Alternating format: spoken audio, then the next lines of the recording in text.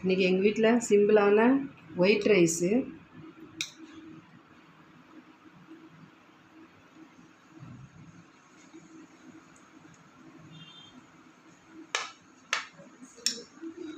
ஊடகம் மீன் குழம்பு. இப்படி முழுசாக இருக்குது பாருங்கள், உடையவே இல்லை.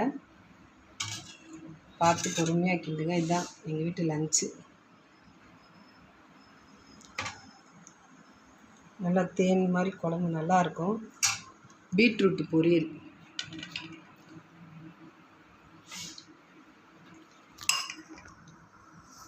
ஒரு சிம்பிளான மீன் குழம்பு, பீட்ரூட் பொரியல்.